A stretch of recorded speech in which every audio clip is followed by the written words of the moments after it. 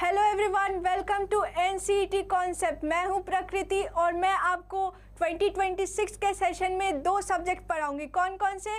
Accountancy और business studies. जैसा कि आपको पता है ये दोनों सब्जेक्ट्स हमारे डोमेन रहेंगे। कौन से एग्ज़ाम में? एनसीईटी एग्ज़ाम में। ठीक है, तो मैं आपको अपने बारे में थोड़ा ज़्यादा बता देती हूँ, थोड़े डिटेल में, ताकि आप लोग मेरे से परिचित रहो। देखो, मैंने अपना graduation recently Banaras Hindu university से कंप्लीट किया है। अभी मैं एमकॉम परस्यू कर रही हूँ।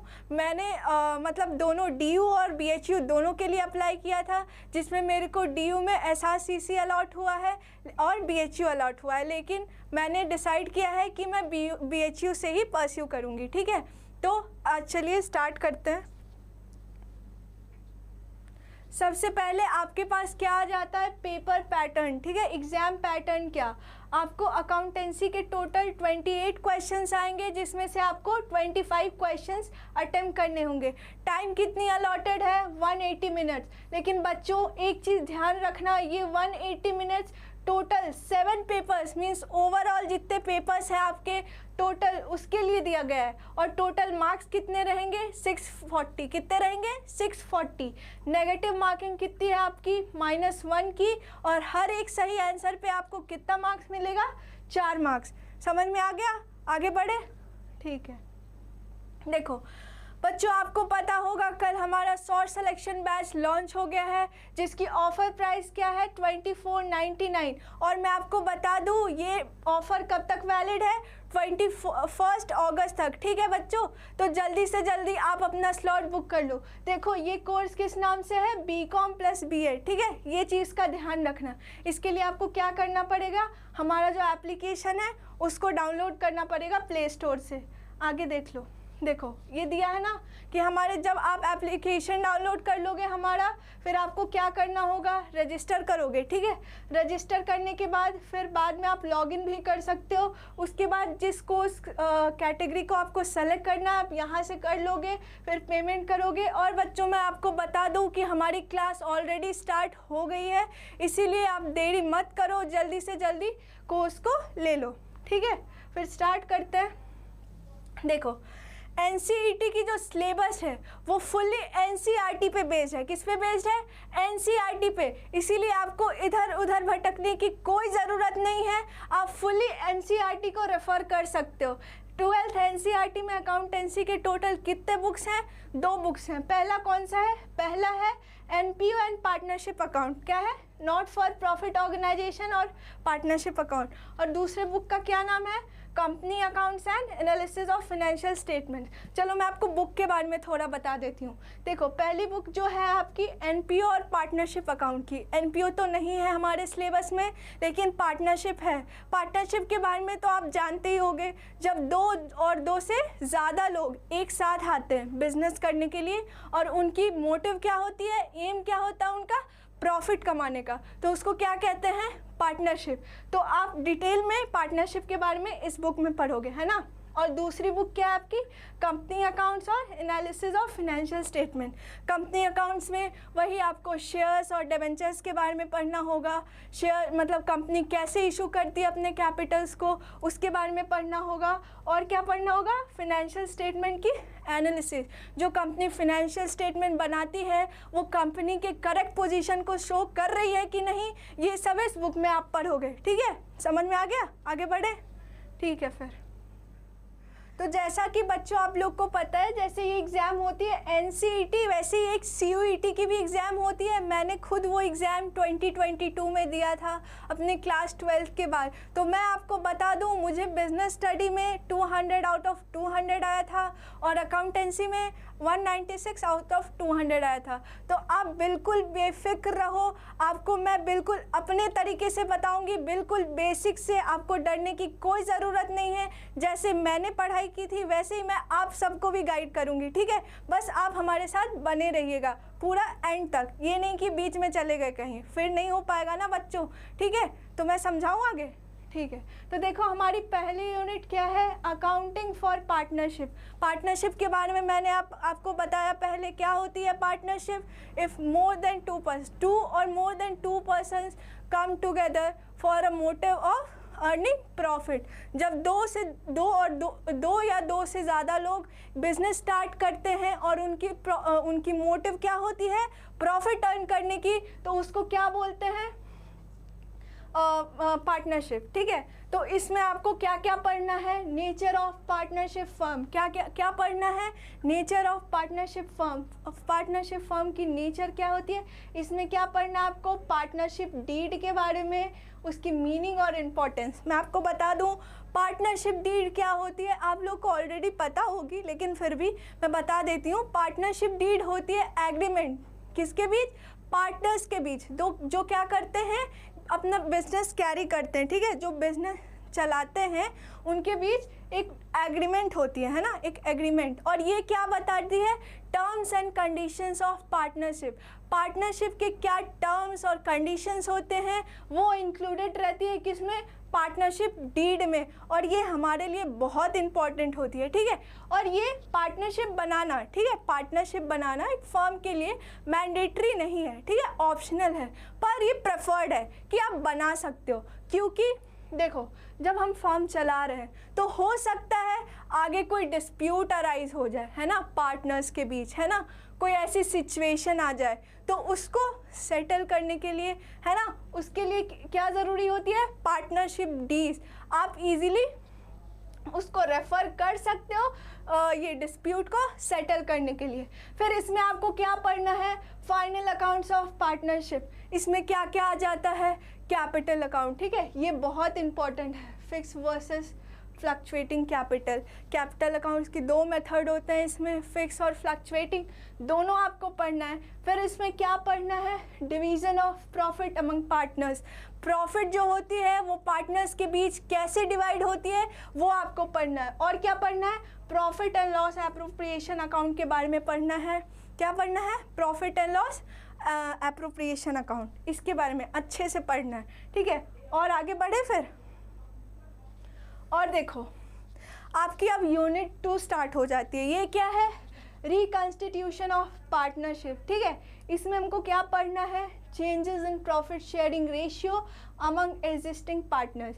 मीन जब रिकॉन्स्टिट्यूशन होता है ना, जब बदलाव होती है पार्टनरशिप में, तो उसका इफेक्ट क्या होता है, उससे क्या होता है, रेशियो जो होते हैं ना पार्टनर्स के बीच वो चेंज होते हैं। ठीक है, उसके बारे में हमको पढ़ना है। क्या क्या पढ़ना है इसमें, कौन कौन से रेशियोज पढ़ने हैं, सैक्रिफाइसिंग रेशियो और गेनिंग रेशियो। ये बहुत इंपॉर्टेंट है बच्चों, ये याद रखना है ना, ये अच्छे से करके जाना है, क्योंकि मोस्ट ऑफ द क्वेश्चंस इस यूनिट से इससे आती है, गेनिंग रेशियो और सैक्रिफाइसिंग रेशियो। ठीक है, और ये कोई कुछ ज़्यादा कॉम्प्लिकेटेड नहीं है ना, बहुत इजी टॉपिक है, इसमें आपको घबराना बिल्कुल नहीं है। लेकिन मैं बता दूं ये बहुत इंपॉर्टेंट टॉपिक है, इससे क्वेश्चंस आते हैं और मैंने खुद अटेम्प्ट किया है क्वेश्चन, तो मैं आपको बता रही हूँ, मैंने खुद एग्ज़ाम दिया है तो बता रही हूँ, है ना। और क्या है इसमें, क्या क्या पढ़ना है आपको, accounting for revaluation of assets and liabilities and distribution of reserves and accumulated profit. क्या पढ़ना है आपको, रीवैल्यूएशन अकाउंट कैसे बनाते हैं, ठीक है, उसमें एसेट्स और लायबिलिटीज़ को कैसे शो करते हैं, जो प्रॉफिट रहती है एक्यूमुलेटेड प्रॉफिट उसको कैसे बांटते हैं पार्टनर्स के बीच, और क्या रिजर्व्स को कैसे बांटते हैं, ये सारी चीज़ें आपको पढ़नी है। और ये चीज़ें कहाँ जाती है, ये जो रिजर्व्स और एक्यूमुलेटेड प्रॉफिट जो रहती है वो कहाँ जाती है, ये पार्टनर्स कैपिटल अकाउंट में जाती है। कहाँ जाती है, पार्टनर्स कैपिटल अकाउंट, है ना। तो ये चीज़ें आपको पढ़नी है। और क्या क्या पढ़नी है, चलिए आगे देखते हैं।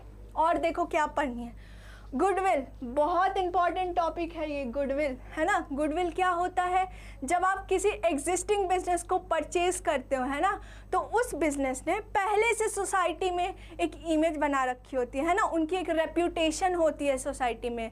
और आपने जब एक एग्जिस्टिंग जो कि पहले से चलती आ रही है बिजनेस उसको परचेज कर रहे हो, तो उसके बदले में कुछ पे तो करोगे ना, ठीक है, जो पे करते हो, ठीक है, जिस चीज़ के लिए, उसको क्या बोलते हैं, गुडविल। इसमें आपको क्या क्या पढ़ना है, नेचर पढ़ना है, फैक्टर्स पढ़ना है। कौन कौन से ऐसे फैक्टर्स होते हैं जो गुडविल को अफेक्ट करते हैं, है ना, कौन कौन से ऐसे फैक्टर्स होते हैं जो गुडविल को अफेक्ट करते हैं, जैसे जो प्लेस ऑफ बिजनेस हो जाता है, ये नेचर क्या है बिजनेस का, ये ठीक है, कस्टमर की क्या एक्सपेक्टेशंस हैं, ये सब, ठीक है, ये सब अफेक्ट करती है, ये सब आपको पढ़ना है। मेथड्स ऑफ वैल्यूएशन पढ़ना है, methods of valuation of goodwill बहुत इंपॉर्टेंट है बच्चों, ये आपको बिल्कुल पढ़ के जाना है, बिल्कुल स्किप मत करना। इसमें देखो मेथड्स ऑफ वैल्यूएशन, बहुत सारे मेथड्स होते हैं।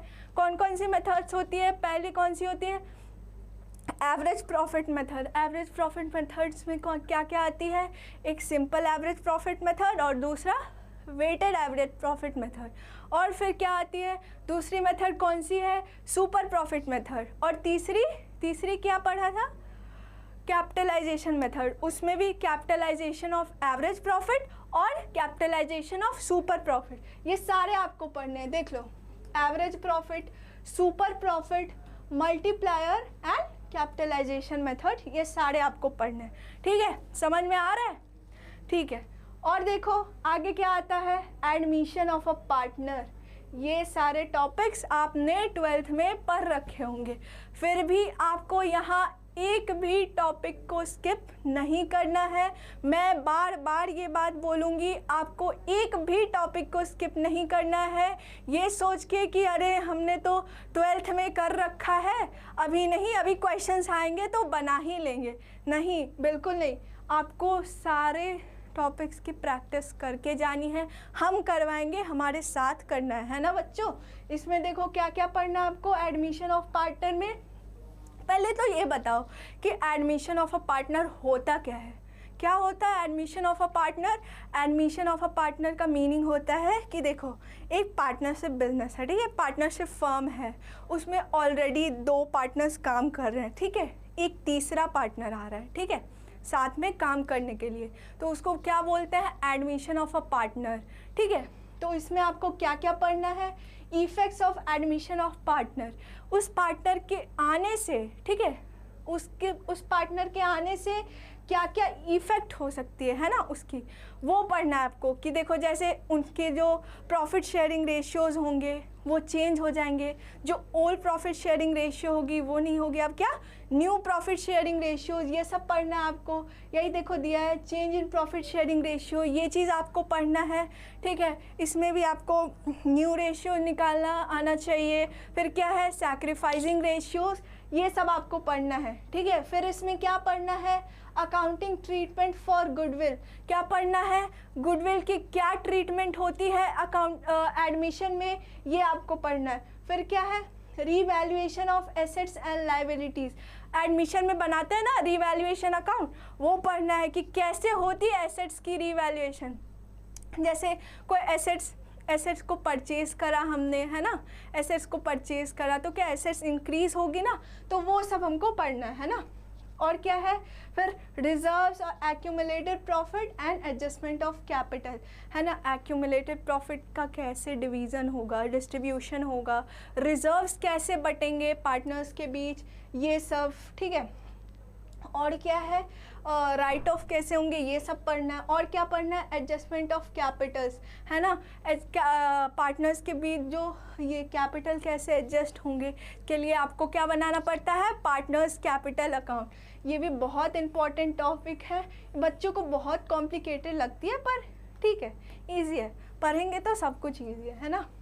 फिर नेक्स्ट टॉपिक क्या है हमारी, रिटायरमेंट और डेथ ऑफ अ पार्टनर।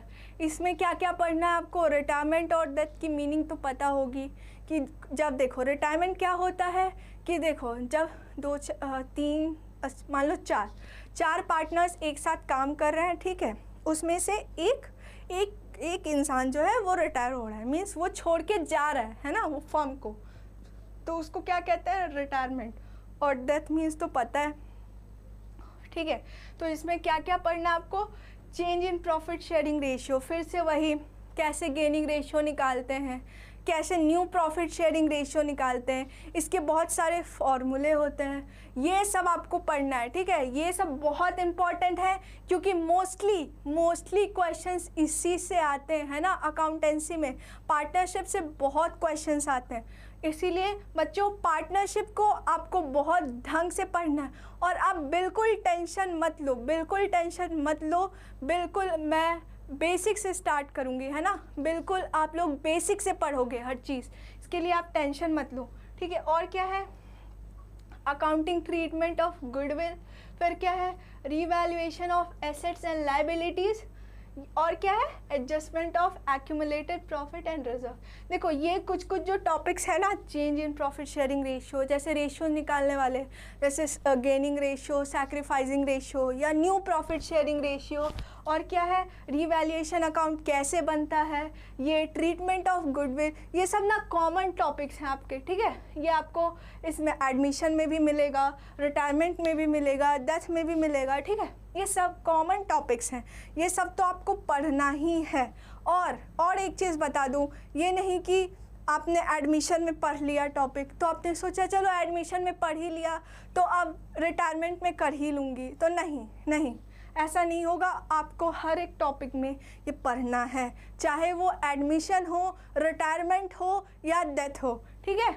आगे बढ़े फिर देखो तीसरा यूनिट क्या है, डिसॉल्यूशन ऑफ पार्टनरशिप फर्म। और बच्चों फिर एक यहाँ इम्पॉर्टेंट क्वेश्चन आ जाता है कि डिसॉल्यूशन ऑफ पार्टनरशिप फर्म और डिसॉल्यूशन ऑफ पार्टनरशिप में डिफरेंस होती है। ये डिफरेंस आपको बताया गया होगा, मैं भी आपको बता दूं। ये जो होता है डिसॉल्यूशन ऑफ पार्टनरशिप, इसमें क्या होती है, जो इकोनॉमिक रिलेशनशिप होती है पार्टनर्स के बीच, वो पूरे तरीके से एंड हो जाती है। क्या हो जाती है, ख़त्म हो जाती है। डिसॉल्यूशन ऑफ पार्टनरशिप फर्म में क्या होता है कि जो पार्टनर्स के बीच इकोनॉमिक रिलेशनशिप्स होती है वो ख़त्म हो जाती है।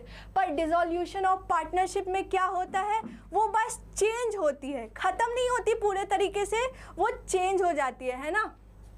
और इसमें देख लेते हैं क्या क्या पढ़ना है। इसकी मीनिंग मैंने आपको बता दिया कि डिसॉल्यूशन में क्या होता है, जो पार्टनर्स के बीच जो रिलेशनशिप होती है, इकोनॉमिक रिलेशनशिप, वो ख़त्म हो जाती है, वो बिजनेस ख़त्म हो जाता है। इसमें आपको मीनिंग पढ़नी है, सेटलमेंट ऑफ अकाउंट्स पढ़ना है, preparation of realisation account and related accounts पढ़ना है। देखो इसमें अकाउंट्स कैसे सेटल करते हैं, ठीक है, पार्टनर्स के, वो पढ़ना है। कौन और क्या पढ़ना है, रियलाइजेशन अकाउंट।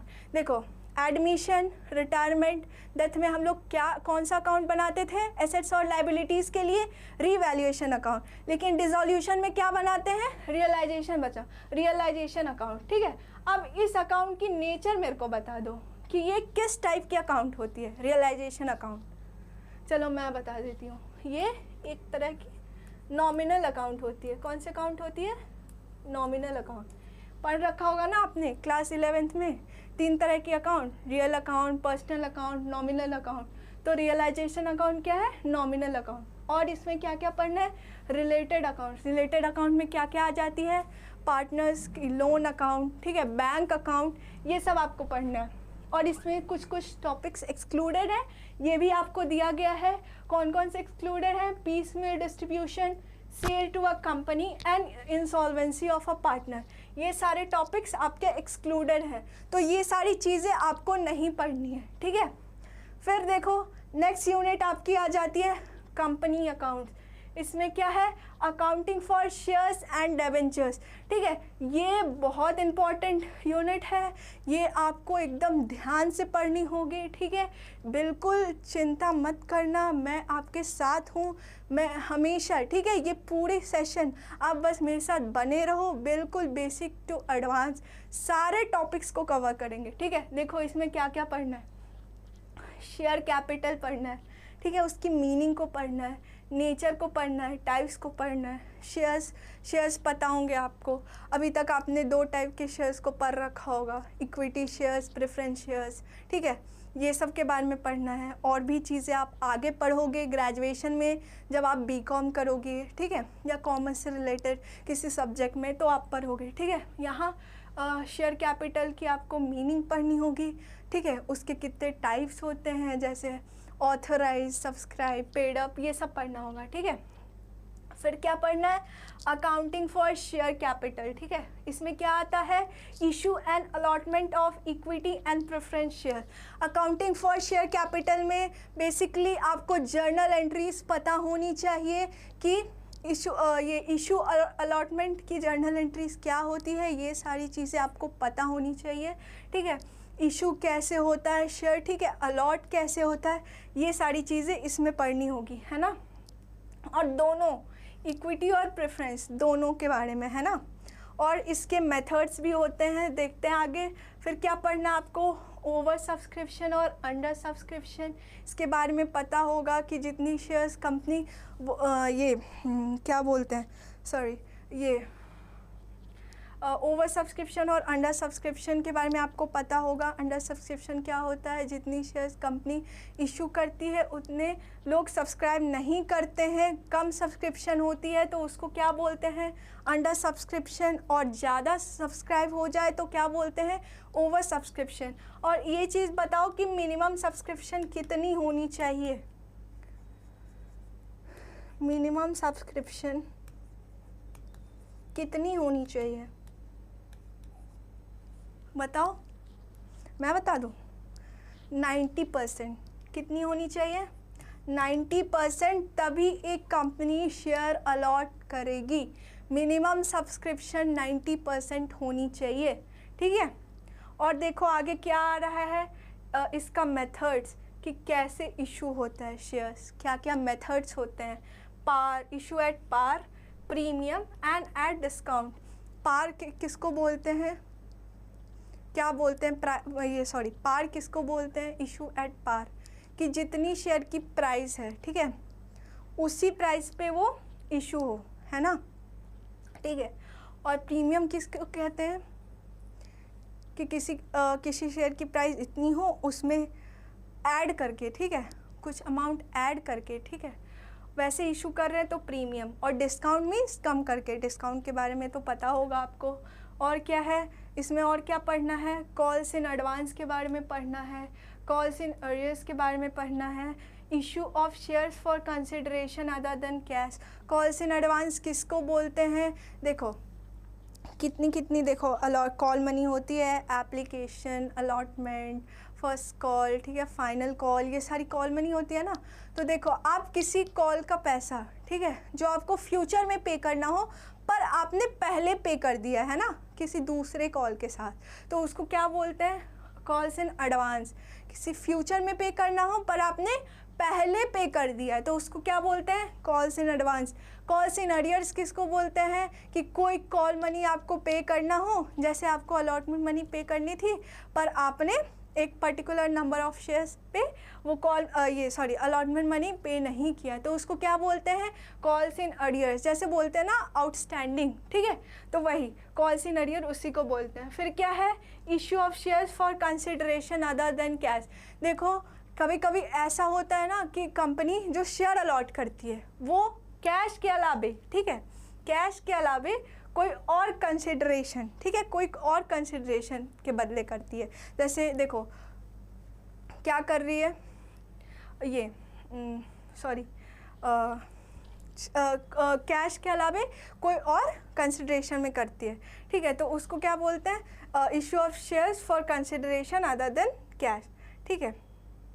फिर आगे क्या आता है, four features of share. Four features of share क्या होता है, फोर फीचर ऑफ शेयर बोलते हैं कि देखो आप कोई कॉल मनी पे नहीं किए हो, ठीक है, कोई कॉल मनी आपने पे नहीं करा है किसी शेयर पे, ठीक है, और कंपनी ने आपको नोटिस भेजा उसके बाद भी आप वो पेमेंट नहीं कर पाए, तो कंपनी क्या करती है, आपके शेयर को फॉरफिट कर लेती है, मीन्स अपने पास फिर से ले लेती है, ठीक है, वापस ले लेती है, तो उसको क्या कहते हैं, फॉर फीचर्स ऑफ शेयर। उसमें आपको क्या क्या पढ़ना है, अकाउंटिंग ट्रीटमेंट पढ़ना है फॉर फीचर्स ऑफ शेयर का, री इशू ऑफ फॉरफिटेड शेयर, ये बहुत इंपॉर्टेंट टॉपिक है, फॉर फीचर ऑफ शेयर्स, ये आपको पढ़ना है, अच्छे से पढ़ के जाना है। इसमें क्या क्या पढ़ना है, देखो अकाउंटिंग ट्रीटमेंट और री issue of forfeited share. Accounting treatment में वही जर्नल एंट्रीज वगैरह आती है, वो पढ़ना है, कैसे उस फॉरफिटेड शेयर को री इशू करते हैं,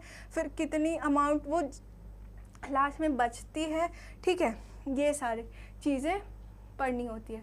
फिर क्या पढ़ना है इसमें कि presentation of shares and debentures capital in companies balance sheet, ये चीज़ आपको पढ़ना है कि बैलेंस शीट में शेयर्स और डिबेंचर्स कैपिटल को कहाँ दिखाते हैं, ये सारी चीज़ें आपको पढ़नी है। फिर क्या पढ़नी है, इशू ऑफ डिबेंचर पढ़ना है। डिबेंचर को इशू करती है कंपनी। डिबेंचर क्या होती है, एक लॉन्ग टर्म लाइबिलिटी होती है जो कंपनी इशू करती है, किस चीज़ के लिए, कैपिटल रेज करने के लिए, है ना। इसको ये क्या होती है, लॉन्ग टर्म लाइबिलिटी, है ना। इसके मेथड्स होते हैं कुछ, पार, प्रीमियम और डिस्काउंट, जैसे शेयर्स में होते थे कि जिस वैल्यू की है उसी वैल्यू पे इशू करना या उससे ज़्यादा पे इशू करना या कम पे, तो वही दिया है पार, प्रीमियम और डिस्काउंट।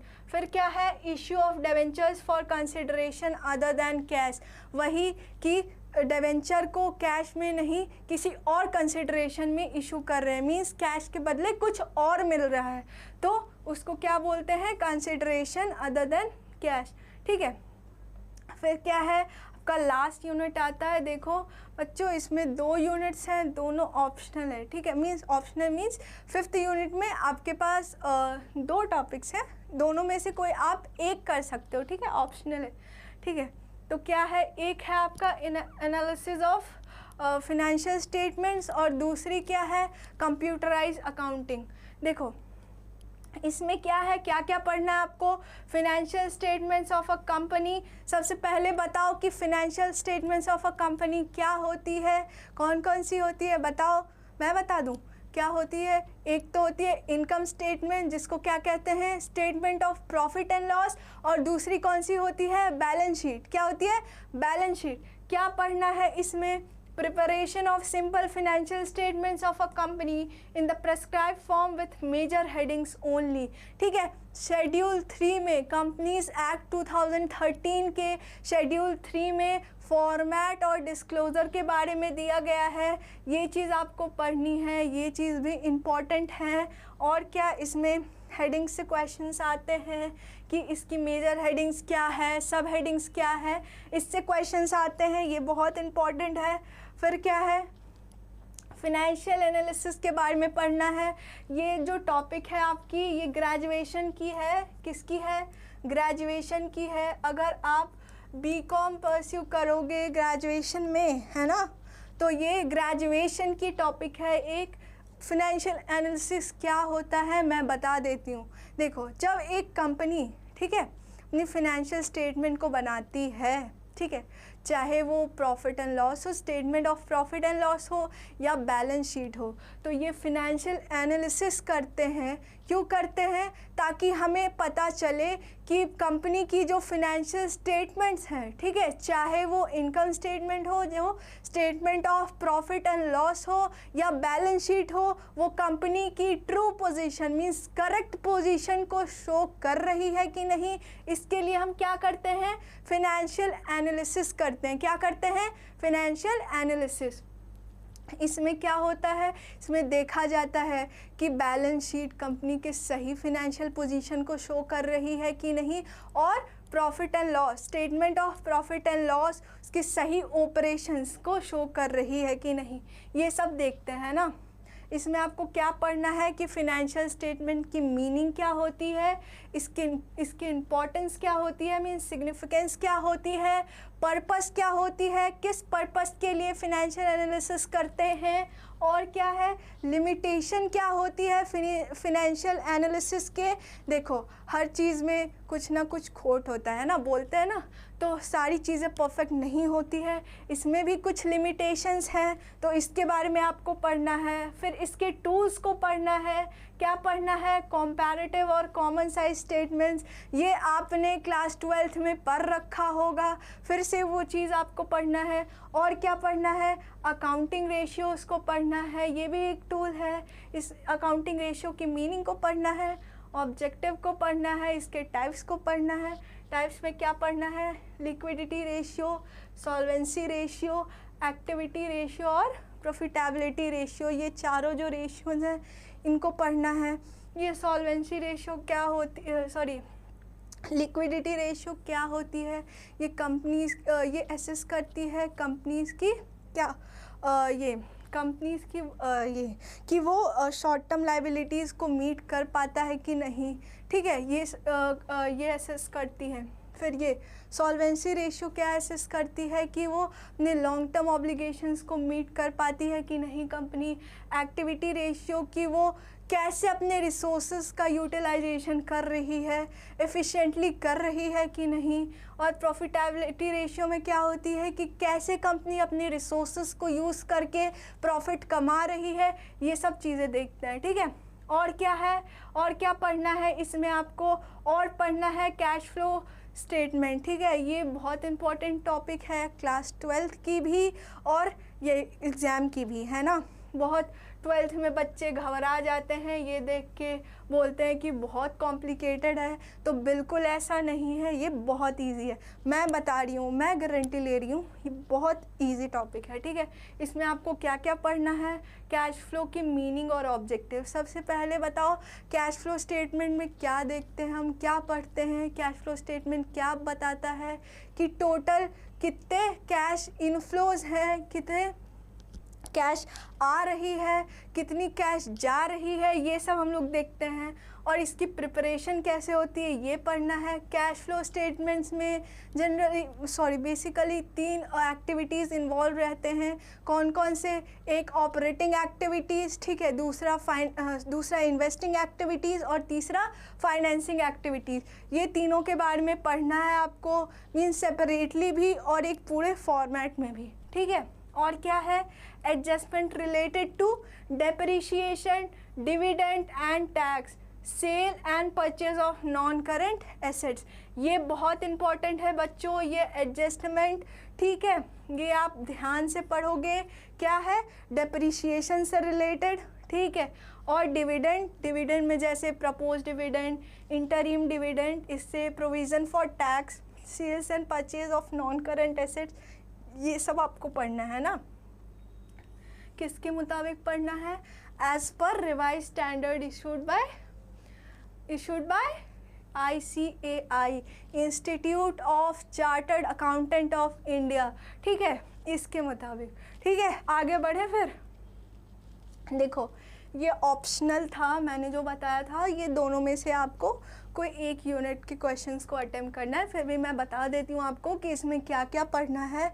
मेरे को ये नहीं पढ़ाया गया था, ठीक है, और शायद आप लोगों को भी, मतलब बहुत सारे स्कूल्स या कॉलेजेस में नहीं पढ़ाया जाता है क्योंकि ऑप्शन रहता है ना, इसीलिए। फिर भी मैं बता देती हूँ आपको। इसमें क्या है, कंप्यूटराइज अकाउंटिंग सिस्टम, इसमें आपको ओवरव्यू कंप्यूटराइज अकाउंटिंग का कंसेप्ट क्या होता है, टाइप्स क्या होते हैं वो पढ़ना है, फीचर्स क्या होते हैं कंप्यूटराइज अकाउंटिंग सिस्टम के, उसके एडवांटेजेस क्या होते हैं, लिमिटेशंस क्या होती हैं, ये सारी चीज़ें आपको पढ़नी है। स्ट्रक्चर पढ़नी है कंप्यूटराइज अकाउंटिंग सिस्टम की, क्या पढ़नी है, चार्ट्स ऑफ अकाउंट्स पढ़ने हैं। और क्या पढ़ना है, codification and hierarchy of account heads पढ़ना है। और क्या पढ़ना है, accounting applications of electronic spreadsheet, ये सब आपको पढ़ना है ना। और आगे क्या पढ़ना है, और पढ़ना है features offered by electronic spreadsheet, ठीक है। और क्या क्या ऑफ़र करती है ये स्प्रेडशीट में, क्या कौन कौन से फीचर्स होते हैं जो वो ऑफ़र करती है। फिर उसके एप्लीकेशंस क्या होते हैं इलेक्ट्रॉनिक स्प्रेडशीट की, किसमें, जनरेटिंग अकाउंटिंग इंफॉर्मेशन, ठीक है। तो अकाउंटिंग इंफॉर्मेशन को जनरेट करने के लिए कौन कौन सी एप्लीकेशन यूज़ होती है, ठीक है, वो। फिर प्रिपेयरिंग डेप्रिशिएशन शेड्यूल कैसे बनाते हैं, लोन रीपेमेंट शेड्यूल कैसे बनाते हैं, पेरोल अकाउंटिंग कैसे करते हैं, ये सारी चीज़ें। और लास्ट क्या है आपका, graph and charts in electronic spreadsheet, ठीक है, इसमें ग्राफ्स और चार्ट्स कैसे बनते हैं, ये सारी चीज़ें, ठीक है। तो इसमें कुछ कुछ इम्पॉर्टेंट टॉपिक्स हैं जो मैं आपको बता देती हूँ। एक ये कैश फ्लो स्टेटमेंट और अकाउंटिंग रेशियोज़, ये रेशियोज़ कैसे कैलकुलेट करते हैं, ये बहुत इम्पॉर्टेंट है। और क्या इम्पॉर्टेंट है, और इसमें बता रही हूँ मैं, ये 4 फीचर्स ऑफ शेयर, ये बहुत इम्पोर्टेंट है ना। और क्या है, और बता रही हूँ, ये शेयर कैपिटल, ठीक है, company accounts, issue and allotment of share, ये बहुत इम्पॉर्टेंट है, और calls in arrears and advance, ठीक है। और क्या है, और इसमें रियलाइजेशन अकाउंट पता ही है आपको। और क्या है, और ये जो हैं एडमिशन, रिटायरमेंट और डेथ, इसमें तो कॉमन टॉपिक्स हैं, मैंने आपको बताया ही। इसमें क्या इम्पोर्टेंट है इस यूनिट में, एक तो आपका रेशियोज़ है ना, रेशियोज़ की न्यू प्रॉफिट शेयरिंग रेशियोज़ कैसे निकालते हैं, सैक्रिफाइसिंग रेशियो कैसे निकालते हैं, गेनिंग रेशियो कैसे निकालते हैं, ये सारी चीज़ें इंपॉर्टेंट है। ये गुडविल के मेथड्स इंपॉर्टेंट हैं, ठीक है, कैसे गुडविल निकालते हैं, ट्रीटमेंट क्या होती है, ये सब इम्पॉर्टेंट है। और क्या इम्पॉर्टेंट है आपके लिए, और एंट्रीज आपके लिए इम्पॉर्टेंट हैं। फिर ये पार्टनरशिप भी इम्पॉर्टेंट है। यहाँ से तो हमारी मीन्स क्या बताऊँ, तो कोड है ना, यहाँ ये भी इम्पॉर्टेंट है। इसमें पार्टनरशिप डीड, ये सारे देखो बच्चे डर जाते हैं ना अकाउंटेंसी से, बोलते सोचते हैं कि कैसे क्वेश्चंस आएंगे, पता नहीं क्या करेंगे, न्यूमेरिकल्स आएंगे कि थ्योरी आएंगे। बच्चों मैं आपको बता दूं, दोनों क्वेश्चंस आते हैं, थ्योरी भी आते हैं और न्यूमेरिकल्स भी। मोस्टली आपकी थ्योरी क्वेश्चंस होंगे और न्यूमेरिकल्स भी होंगे, वही मैंने बताया आपको, रेशियो से क्वेश्चन आते हैं ये सारे, ठीक है। इसीलिए आपको टेंशन लेने की कोई ज़रूरत नहीं है, कोई ज़रूरत नहीं है, मैं आपके साथ हूँ, बिल्कुल सारे टॉपिक को कवर करेंगे, ठीक है। सारे टॉपिक को, एक एक टॉपिक जो है जो दिया गया है, सारे टॉपिक को कवर करेंगे, ठीक है। कोई टेंशन लेने की कोई ज़रूरत नहीं है। और मैं बता दूं, फिर भी अगर आपको कोई भी डाउट रहे तो आप कमेंट सेक्शन में ज़रूर बताइएगा, ठीक है। तब तक के लिए आप लोग अपना ध्यान रखिए। Thank you.